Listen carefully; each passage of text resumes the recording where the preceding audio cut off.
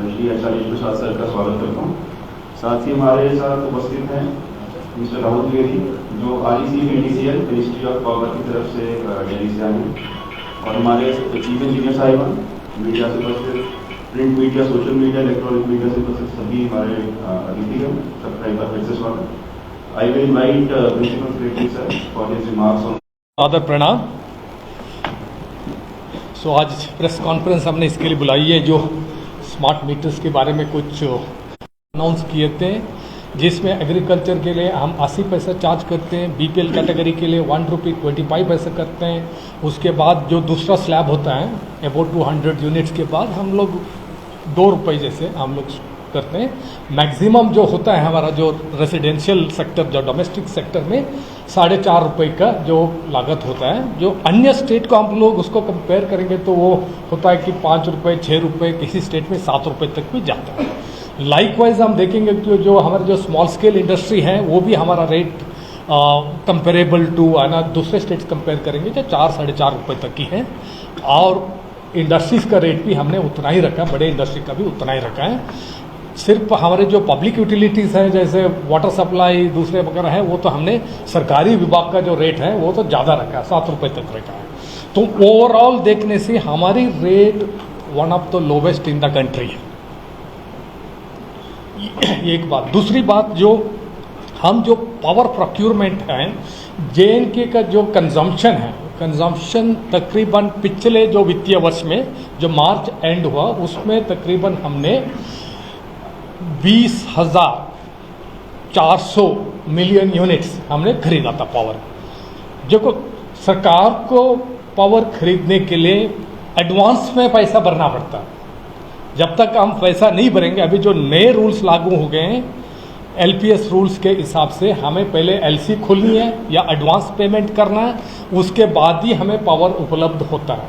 जो हमारे PPA जो जेनकोस के साथ हैं, सेंट्रल जेनको भी है, हमारे स्टेट के जेनको भी हैं, हम जो पावर हमारी शॉर्टेज होती है हम एक्सचेंज से भी महंगे दाम पर भी लेते हैं। जो जैसे मैंने कहा 20,400 मिलियन यूनिट्स का खपत जो यहाँ JNK में पिछले वित्तीय वर्ष में हुआ था, इस साल हमारी जो एक्सपेक्टेशन है कि ये और बढ़ेगा, 10% बढ़ेगा, तो 22,000 से भी ज़्यादा होगी। जैसे मैंने कहा कि पेमेंट एडवांस में करके बिजली लेने पड़ती। JNK का अगर मैं ओवरऑल जो AT&C लॉसेस यानी aggregate transmission and commercial losses देखने से, हमारे जो कश्मीर जो कॉरपोरेशन है, जो KPDCL के इलाके में 58% है, और ये जम्मू के इलाके में 42% के करीब है। यानी जो मैं कह रहा हूँ, जो बिजली हम जो खरीदते हैं 20,400 मेगावाट, उसमें से एवरेज 55% लॉसेस होते हैं। ये लॉसेस क्यों होता है? क्योंकि जम्मू और कश्मीर दोनों इलाके में मिला के हमारी जो कंज्यूमर मीटर्स जो हैं सिर्फ 50% ही है। हो सकता है किसी इलाके में थोड़ा ज़्यादा, किसी इलाके में कम हो, बट एवरेज मीटरिंग 50%। अन्य जो 50% हैं वो बिना मीटर, एक फ्लैट रेट के हिसाब से जो अपने कंजम्पशन के चार्ज बढ़ते हैं, उसमें बहुत सारे लोग ऐसे हैं वो भरते भी नहीं हैं। दूसरा रीज़न है कि जो हमारे यहाँ काफ़ी जो पावर में जो फिल्परेज भी बहुत ज़्यादा है, क्योंकि हमारे जो केबल्स जो हैं वो पुराने केबल्स हैं, उस केबल से हुकिंग भी होती है और फिल्परेज भी होता है। और अन्य काफ़ी रीजंस भी हैं यहाँ, बिलिंग एफिशिएंसी और कलेक्शन एफिशिएंसी में भी कमी है, क्योंकि हम तुलना करते हैं दूसरे स्टेट्स के साथ। ओवरऑल पिक्चर है ये है कि जो 55% AT&C लॉसेस जो है ये हिंदुस्तान में हाईएस्ट लॉसेस हैं। किसी भी स्टेट में इतनी लॉसेस नहीं होती हैं। ऐसे प्रोग्रेसिव स्टेट्स हैं जहां लॉसेस अभी 6%, 8% तक आ गई है। हम 2003 से पहले जो इलेक्ट्रिसिटी एक्ट आने से पहले जो प्री रिफॉर्म्स का स्टेज में अभी भी है। तो हमारे ऊपर तो सारे रूल्स रेगुलेशंस एप्लीकेबल हैं, मगर भारत सरकार ने जो अभी नए स्कीम लॉन्च, एक तो LPS रूल्स लागू कर दिया, उसके हिसाब से पहले पैसा भरो उसके बाद बिजली खरीदो, नहीं तो आपकी बिजली काटी जाएगी। और दूसरी यहाँ जो रिफॉर्म्स जो डिस्ट्रीब्यूशन सेक्टर में, ट्रांसमिशन सेक्टर में जो रिफॉर्म्स चाहिए, जो यहाँ की कैपेसिटी एडिशन है, पुरानी जो आउटडेटेड टेक्नोलॉजी है, आउटडेटेड जो यहाँ के इंफ्रास्ट्रक्चर को मॉडर्नाइज करना है, उसका पैसा यहाँ फ्लो होगा ओनली अगर आप AT&C लॉसेस को कम करेंगे। उसके लिए RDSS जो रिवैम्प्ड डिस्ट्रीब्यूशन सेक्टर जो स्कीम है, ये रिफॉर्म सिर्फ JNK के नहीं, सारे हिंदुस्तान के लिए है, सारे मानदंड सभी हिंदुस्तान के लिए। उसके हिसाब से हमें एक डेफिनेट ट्रैजेक्टरी दी है कि आपको हर साल 10% से 15% तक AT&C लॉसेस आप कम करेंगे, तभी आपको रिफॉर्म्स के लिए, यहाँ इंफ्रास्ट्रक्चर के लिए पैसा दिया जाएगा। यहाँ का ट्रांसफार्मर लगाने के लिए, यहाँ पोल लगाने के लिए, तार लगाने के लिए, ट्रांसमिशन के टावर्स लगाने के लिए, ग्रिड स्टेशन के लिए, यहाँ IT के द्वारा मॉडर्नाइज करने के लिए, हर चीज़ के लिए पैसा लिंक कर दिया। आप पहले रिफॉर्म्स करो, पहले आपकी AT&C लॉसेस कम करो, उसी प्रोपोर्शनेट दर में आप पैसा आपको मिलेगा। अगर आप रिफॉर्म्स नहीं करेंगे, लॉसेस को नहीं घटाएंगे, आपको रिफॉर्म्स के लिए, इंफ्रास्ट्रक्चर के लिए कोई धनराशि नहीं मिलेगी। ये भारत सरकार के गाइडलाइंस हैं, कानून हैं, ये सबको देश भर में लागू हैं।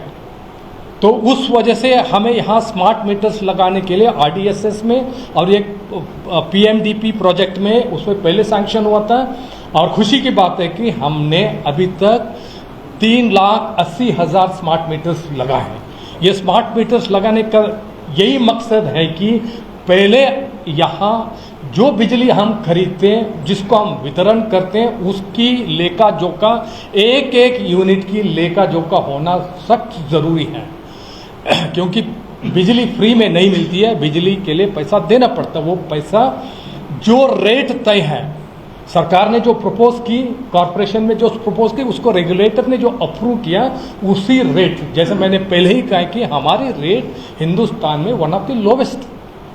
मगर एक बार रेट जो रेगुलेटर ने तय कर दिया है, मगर हर कंज्यूमर को उस रेट को देना पड़ेगा। अगर BPL कैटेगरी का ध्यान हमने पहले ही रखा है, जो डोमेस्टिक सेक्टर में एक अफोर्डेबल रेट हो वो ध्यान में पहले ही रखा है, जो स्मॉल स्केल इंडस्ट्री है, छोटे दुकानदार हैं, उनके रेट हमने पहले ध्यान रख के किया, क्योंकि we are very sensitive to the poorer sections of the society. Affordability को हमने ध्यान में रख के ही रेट तय किया क्योंकि जब तक ये बिजली का पैसा कंज्यूमर जो कंज्यूम करता है उसके द्वारा भुगतान नहीं होता है, हमें बिजली खरीदने के लिए पैसा नहीं मिलेगा। क्योंकि AT&C लॉस अभी 55% का जो गैप है, उसमें उस गैप को सरकार अपने बजटरी ग्रांट के द्वारा उसको पूरा कर रही है। मगर सरकार पिछले कई सालों से ऐसे जो गैप इतना बढ़ गया था, बकाया इतना बढ़ गया था, जो सरकार ने बिजली खरीदी मगर देने के लिए पैसा था ही नहीं। 31,000 करोड़ का लोन सरकार ने उठाया। आज हमारे पास 31,000 करोड़ की लायबिलिटी है। ये सिर्फ बिजली का लॉसेस से हुआ है। इस लॉसेस जो 31,000 करोड़ की लॉसेस टोटली अनसस्टेनेबल हैं। बजटरी ग्रांट उसको कितना भी दे देंगे, क्योंकि बजट सरकार की आमदनी लिमिटेड होती है। ये सिर्फ यही बात होती है कि एक हाथ से उठा के दूसरे हाथ से देने की बात है। सरकार के पास लिमिटेड रिसोर्सेज को जहाँ डेवलपमेंट के ऊपर खर्चा करना चाहिए, सोशल सेक्टर हेल्थ पर करना चाहिए, पेंशन के लिए यूज़ करना चाहिए जो सोशल सेक्टर में, और अन्य इंफ्रास्ट्रक्चर के लिए यूज़ करना चाहिए, उसी पैसे से बिजली का खपत के लिए यूज़ किया जाएगा, क्योंकि सरकार के रिसोर्सेज लिमिटेड हैं। ये टोटली अनसस्टेनेबल है। उस वजह से ये कॉन्शियस डिसीजन लिया गया है कि स्मार्ट मीटर्स लगा के, पहले तो मीटर्स ही नहीं है, मीटर्स को स्मार्ट मीटर्स को लगा के, स्मार्ट मीटर का मतलब है कि यहाँ कोई भी इन्फ्लेटेड बिल आने के सवाल ही नहीं है। ये मीटर प्रॉपरली टेस्टेड हैं, प्रॉपरली कैलिब्रेटेड हैं, जो मैन्युफैक्चरर से द्वारा सर्टिफाइड हैं। अगर कोई भी कहीं भी दिक्कत है उसको हम इमीडिएटली एड्रेस करने के लिए तैयार हैं। हम उसको कोई भी, क्योंकि पहली बात है कि हम इतने अभी 300 के करीब यहाँ जम्मू रीजन में कंप्लेंट आए थे। ये कंप्लेंट सिर्फ बकाया ड्यूज के वजह से, जो बैलेंस था पहले का, अरियर्स था, उसके वजह से आए। स्मार्ट मीटर का माल फंक्शनिंग से नहीं है। हमने ये कि यहाँ एक वेयर हाउस में यहाँ के प्रोमिनेंट सिटीजन के सामने हमने जो ट्रेडिशनल मीटर्स है और स्मार्ट मीटर्स है, दोनों को लगा के बिजली चार्ज करके उसको एक टेस्ट करके दिखाया है। अभी भी आपके सामने भी चाहिए तो हम करके दिखाने के लिए तैयार हैं, या कोई भी सिटीजन ग्रुप कहीं भी कोई भी उसको देखना चाहते हैं, we are open to that possibility and we are open to show that, so that our smart meters हमारे जो हैं बिल्कुल ही एकदम सही पक्के हैं, इसमें कोई भी इन्फ्लेटेड बिल आने की उसको पास करने का सवाल ही नहीं है। आप खुद चेक कर सकते हैं, हम उसको चेक करके डेमोन्स्ट्रेट करने के लिए तैयार हैं। तो मकसद यही था कि एटीएनसी लॉसेस यहाँ घटाना, उतना ही नहीं है। अगर सरकार बिजली खरीद नहीं पाएगी, क्योंकि खरीदने के लिए पैसा चाहिए, नहीं तो यहाँ कटौती हो जाएगी, यहाँ ब्लैकआउट हो जाएगा। ये सरकार की जिम्मेदारी है कि यहाँ बिजली का आपूर्ति सही ढंग से हो। मैं जानता हूँ कि आज भी आपके सामने पब्लिक, अगर कोई भी आप भी हो, पब्लिक भी कहेंगे कि हाँ बिजली की कटौती होती है, हमें बिजली पूरी 24/7 नहीं मिलता। हमारा मकसद यही है कि 24/7 बिजली कंज्यूमर को मिलनी चाहिए, अफोर्डेबल दाम पर मिलनी चाहिए, और ये बिजली रिलायबल भी होनी चाहिए, उसमें वोल्टेज शेडिंग नहीं होनी चाहिए, लोड शेडिंग नहीं होनी चाहिए, क्योंकि एक कंज्यूमर का राइट होता है। सरकार ने, भारत सरकार ने देश भर के लिए rights of consumer rules 2020 announce किए, उसके हिसाब से कंज्यूमर का राइट होता है। हम उसी दिशा में बढ़ना चाहते हैं।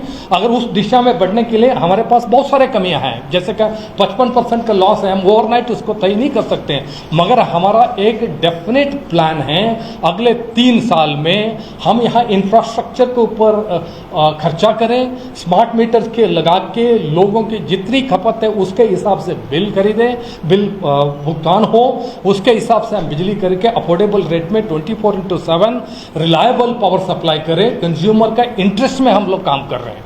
हमारा दूसरा कोई भी मकसद नहीं है, बिल्कुल होना भी नहीं चाहिए। यही मकसद है कि यहाँ बिजली की आपूर्ति सही ढंग से होना चाहिए, अफोर्डेबल रेट पर होना चाहिए, रिलायबल होना चाहिए। स्मार्ट मीटर्स जो है, जैसे मैं कहा, ये सिर्फ इसका यही एडवांटेज नहीं है। एडवांटेज ये है कि आप जितना एक आपका स्मार्टफोन में ऐप के द्वारा आप बिल्कुल उसको देख सकते हैं, आप डेली कितना कंज्यूम कर रहे हो, आपका पिछले महीने का कंजम्पशन कितना था, और अभी आने वाला है। अभी एक हाल ही में हो सकता है कि हाँ थोड़ा ज़्यादा टाइम लगे, क्योंकि हम अभी तक गेयर्ड अप नहीं है इसके लिए, स्मार्ट मीटर्स और ज़्यादा लगनी चाहिए। तब आपको TOD यानी time of the day tariff, ये स्मार्ट मीटर के द्वारा ही इम्प्लीमेंट हो सकता है। अगर मान लीजिए हमारे घर में सब लोग कंज्यूमर है, आप भी कंज्यूमर, अभी मैं भी कंज्यूमर हूँ, यहाँ बैठा सब लोग हम लोग कंज्यूमर हैं।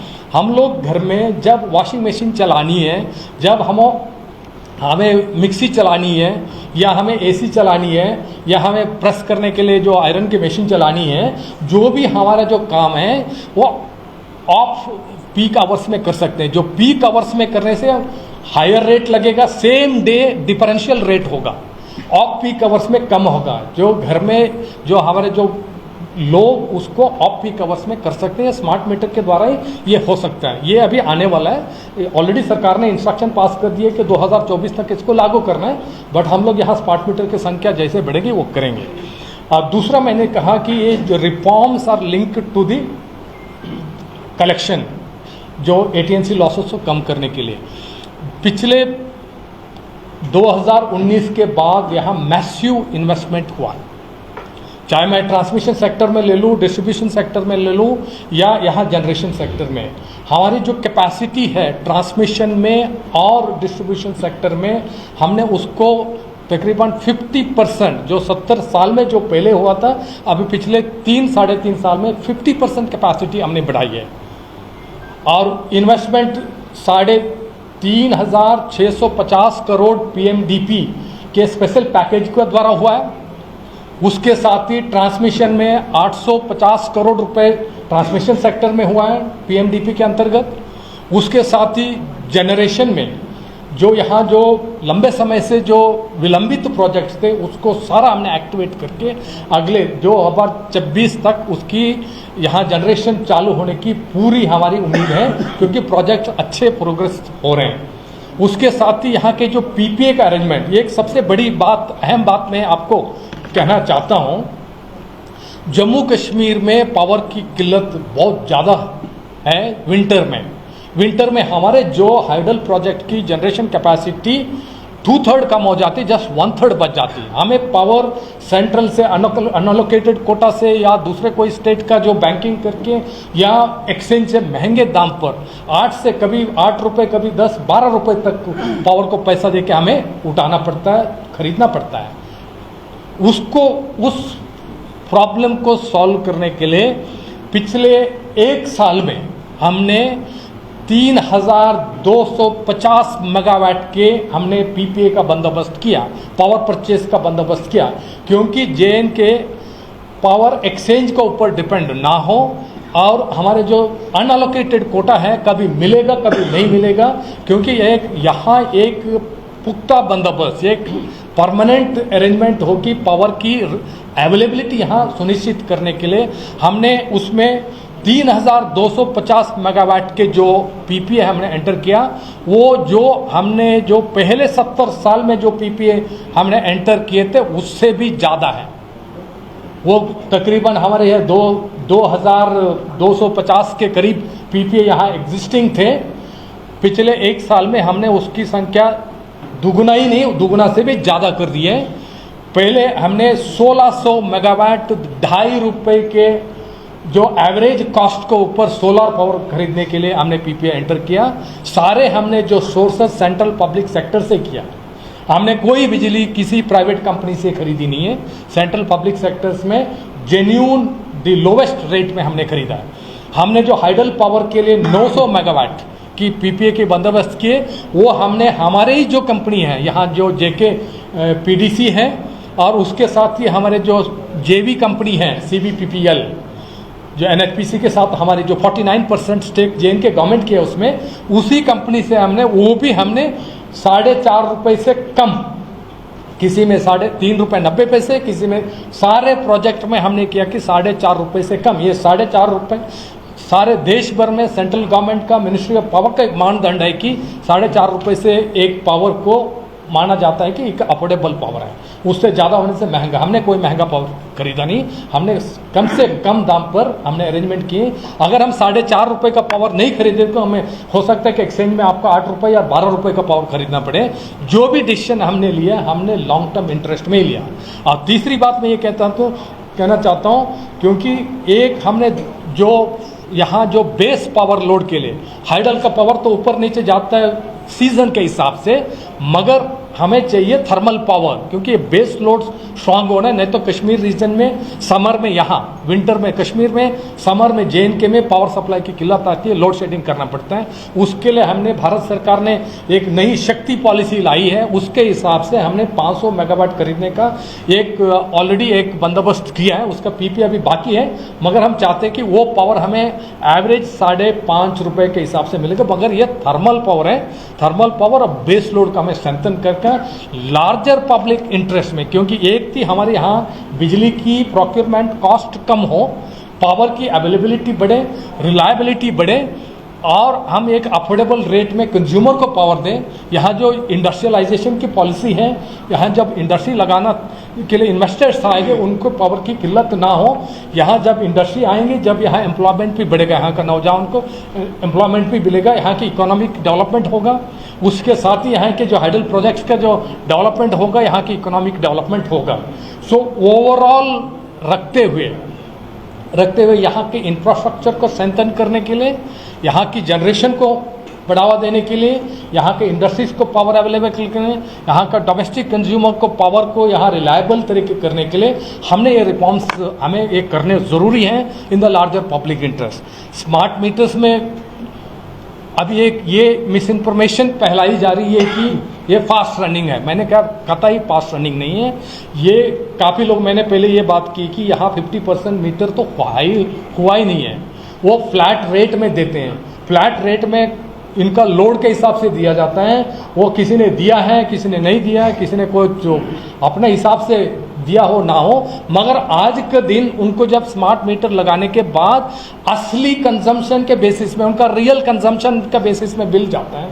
लगता है कि उनको ज़्यादा लगे कि उन्होंने पहले जो लोअर रेट दे के उनको कम दे के उनका आदत है। दूसरी बात है, काफ़ी लोगों ने बिजली का बिल भुगतान कभी किया ही नहीं है, सालों से नहीं किया, किसी ने अभी महीनों से नहीं किया। हमने यहाँ जो पुराना बकाया था उसको, क्योंकि सरकार ने एक एमनेस्टी स्कीम लाई थी पिछले साल, अभी अक्टूबर तक वैलिड है 10 किस्तों में भरने के लिए। काफ़ी लोगों ने उसमें उसका फ़ायदा उठाया, मगर काफ़ी लोगों ने उसका फ़ायदा उठाया भी नहीं है। उस वजह से जब स्मार्ट मीटर्स लगाए उनका बकाया का बिल तो उसके वो तो हटेगा नहीं, क्योंकि ये तो सरकारी ड्यूज है। सरकार ने बिजली आपूर्ति की है, आपने बिजली जिसने भी कंज्यूम तो किया है उसको यूज़ तो किया, मगर पेमेंट नहीं किया। ये कोई there is no free lunch. जिसको बीपीएल कैटेगरी के लिए है उनको कम रेट पे बिजली दिया। ये चार्जेस तो देने उसी के लिए एमनेस्टी स्कीम में हमने इंटरेस्ट, सरचार्ज और पेनल्टी है माफ कर दिया, मगर प्रिंसिपल अमाउंट तो देना है कंज्यूमर को। अभी यही एक्चुअली उसी वजह से जो पिछला बकाया बिल, ये जो स्मार्ट मीटर को लागू करने के बाद उसके साथ बिल को दोनों देख के लगता है कि उनके बहुत ज़्यादा हो गया, ये पास रनिंग है। ये बिल्कुल ही गलत धारणा है। मीटर रनिंग फास्ट बिल्कुल ही नहीं है, पुराने ड्यूस है। अभी सरकार ने ये फैसला लिया है, सारे हमारे जो डिस्कॉम्स हैं, जो कंपनियां हैं, दोनों कंपनियों को, सारे अफसर लोगों को कल हमने मीटिंग बुलाई थी, एग्जीक्यूटिव इंजीनियर लेवल तक की मीटिंग बुलाई थी। उसमें चीफ सेक्रेटरी महोदय भी थे उसमें, और सारे सीनियर ऑफिसर भी थे। हमने सारा इंस्ट्रक्शन सबको दिया कि जो पिछला बकाया बिल है, ये जो स्मार्ट मीटर का अभी जो कंजम्पशन का बिल है, दोनों को सेपरेट रखने के लिए, क्योंकि एक दूसरों के मिक्स ना करके एक गलत धारणा ना बने, क्योंकि उसमें क्लैरिटी आ जाए कि उनका कंजम्पशन कितना हो रहा है। और ऐप में आप खुद दे सकते हो, अगर आपके जो अगर उसको प्रीपेड एनेबल करने के बाद आपको रोज आपका कंजम्पशन पता लगेगा, इसमें कोई दो राय नहीं है। अगर कोई भी कहीं भी अगर ऐसी कोई भी आपको लगता है कि ये गलत हो रहा है, मतलब स्मार्ट मीटर में कुछ टेक्निकल फॉल्ट है, हमारे ऑफिसर्स, हमारे जो सेंट्रल पीएसयू हैं, आरईसी के एग्जीक्यूटिव डायरेक्टर यहाँ हैं, उनके द्वारा ये चलाई जा रही है। क्योंकि हमारा ही काम है, हमने उनको दिया है, क्योंकि हमारे पास एक्सपर्टाइज नहीं है। भारत सरकार का सजेशन पर ही हमने एक्सपर्ट आरईसी कंपनी है, रूरल इलेक्ट्रिफिकेशन कॉर्पोरेशन है, उनको दिया है। वो अपने प्रॉपर कोडल फॉर्मेलिटी, प्रॉपर टेंडर प्रोसीजर करके ही उसको वर्क अवार्ड कर दिया। अगर कोई दिक्कत आती है, हम लोग यहाँ उसको एड्रेस करने के लिए तैयार हैं। तो मैं ओवरऑल आप लोगों से, मैं सारी आपके माध्यम से यहाँ के जो जम्मू एंड कश्मीर के सिटीजन से मैं अनुरोध करना चाहता हूँ, ये कदम आपका इंटरेस्ट में है, आपका लॉन्ग टर्म इंटरेस्ट में है। आप शॉर्ट टर्म इंटरेस्ट को मत देखिए। आपको यहाँ पावर एक रिलायबल, अफोर्डेबल 24/7 बेसिस में एक अच्छी पावर सप्लाई आपको मिलनी चाहिए। यहाँ इंडस्ट्रियल डेवलपमेंट होनी चाहिए, एम्प्लॉयमेंट बढ़ना है, यहाँ बिजनेस अपॉर्चुनिटीज़ बढ़नी है, यहाँ टूरिज्म डेवलपमेंट होने, यहाँ टूरिस्ट लोग आना है। और यहाँ के जो इंडस्ट्रियलिस्ट हैं, यहाँ के जो कमर्शियल वेंचर्स देखते हैं, वो भी ये जनरेटर चला के बिजनेस तो नहीं कर सकते हैं। यहाँ के होटल्स जो टूरिस्ट आते हैं, जनरेटर चला के आप है ना प्रॉफिट नहीं कमा सकते हैं। इसके लिए एक रिलायबल पावर होने के लिए भुगतान करना, जो कंज्यूम करता है उसका एग्जैक्ट अमाउंट पूरा भुगतान करना बिल्कुल ही ज़रूरी है। उसी मकसद से जब तक पूरा भुगतान कंज्यूमर नहीं करेगा, हम पावर खरीद नहीं पाएंगे। अगर हम लोग पावर नहीं खरीद पाएंगे, यहाँ ब्लैकआउट होगा। ये सरकार की जिम्मेदारी है कि इसको एनफोर्स करना, कंज्यूमर को समझाना और जनता को समझाना, अवेयरनेस क्रिएट करना। यहाँ की सिविल सोसाइटी है, पढ़े लिखे लोग हैं, उनसे मैं अनुरोध करता हूँ, उनको मैटर को सही ढंग से समझे, और खासकर आप लोग उसको सही ढंग से समझ के इसको लोगों के सामने एक्चुअल रियल पिक्चर को आप लोग पेश करें। धन्यवाद। तो इसी में ऐड ऑन करूंगा कि जब आप इसका रिस्पॉन्स देख लीजिए। इसमें जो लॉसेस हमारे जो हाई हैं, इसका रीज़न कंज्यूमर के मीटर ना होना एक मेन रीज़न है। उसके साथ और भी रीज़न है। यहाँ के मैंने कहा कि जो यहाँ के जो केबल्स हैं, पुराने जो केबल्स के ऊपर यहाँ हुकिंग होती है, पावर थेफ्ट भी होता है, और हमारे जो सिस्टमिक इनएडिक्वेसीज हैं, जो पुराने यहाँ के तार, पुराने जो ट्रांसफार्मर्स, पुराने जो ग्रिड स्टेशंस हैं, ये सारा मिला के उतना ही नहीं, हमारी जो जो HT रेशियो है, क्योंकि दूर दराज इलाके हैं, पहाड़ के इलाके हैं, वहाँ से जो LT की लाइन है ना काफ़ी लंबी चलती है, 50 किलोमीटर तक चलती है HT से LT।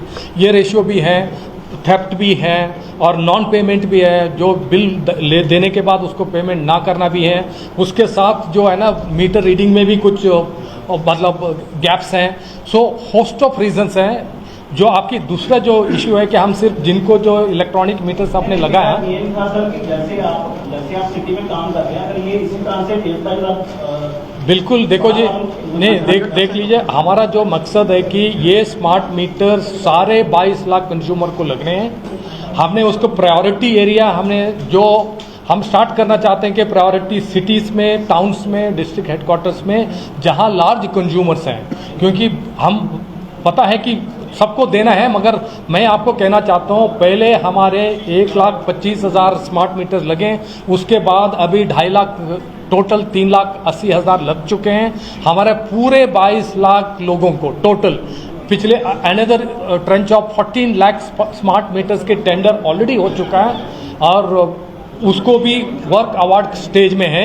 ये हम लोग ऐसा नहीं कि सिर्फ 7 लाख लोग जो पहले दे रहे हैं उन्हीं को लगाएंगे, सबको। मेरा जो मकसद पहले भी मैंने क्लियर किया है, जो बिजली कंज्यूम करेगा उनको जो रेगुलेटर के द्वारा अप्रूव्ड रेट है उतना रेट तो देना ही पड़ेगा। ये सरकार जो बीपीएल कैटेगरी है, जो अन्य जो इकोनॉमिकली जो पुअर सेक्शंस है, उसके ध्यान जरूर रखेगी। उनका दाम कम ऑलरेडी है और बरकरार रहेगा, उसमें कोई इसको गुंजाइश नहीं। मगर सर जो ये लॉसेस वाला सवाल है, इसी के साथ एक ऐड ऑन है सवाल कि लोग तो बिल देते हैं लेकिन जो सरकारी बिल्डिंगें हैं वहां से बिल कलेक्ट नहीं किया जाता। अभी भी कुछ रिपोर्ट्स हैं कि कुछ सरकारी बिल्डिंगों का किराया माफ किया गया है।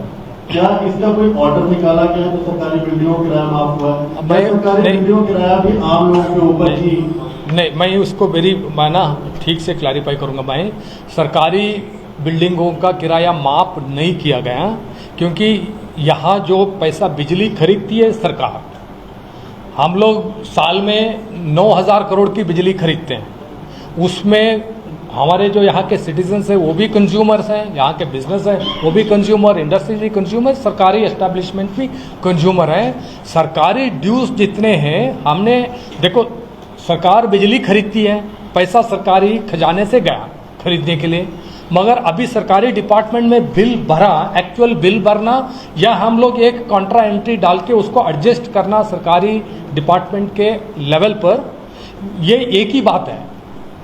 बिल लेके सरकारी खजाने से ड्रॉ करके फिर सरकारी खजाने में भरने से हमने कहा कि ये इसको एक एंट्री स्क्वायर ऑफ कर लेते हैं। रेवेन्यू सरकार का है, ड्यूज तो भरा किसने? पहले सरकार ने ही भरा, सरकार ने कंज्यूम कर दिया तो उसी एंट्री को हमने स्क्वायर ऑफ कर दिया।